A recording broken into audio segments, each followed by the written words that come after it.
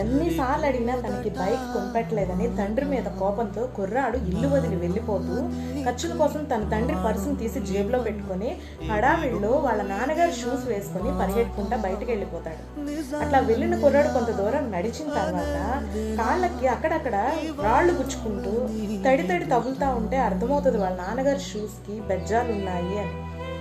ఇంకా purse open చేసి చూస్తే దాంట్లో డబ్బులు లేవు సరికదా, 2 స్లిప్స్ ఉంటాయి.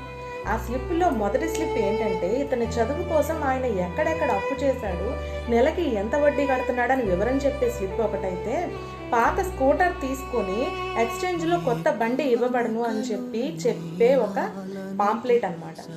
చాలా బాధపడతాడు. తండ్రి కష్టం అర్థమవుతుంది. ఇంటికి వెళ్ళి తండ్రిని కలుసుకోవాలనుకుంటాడు. తండ్రి ఇంట్లో లేడు. ఎక్స్చేంజ్ మేళా దగ్గరికి వెళ్తాడు. తండ్రి అక్కడ కొడుకు ఎదురొస్తూ, రానా నీకు బండి తీసుకుంటున్నా అంటే వద్దు నానా అని కాళ్ళ మీద పడి ఏడుస్తాడు.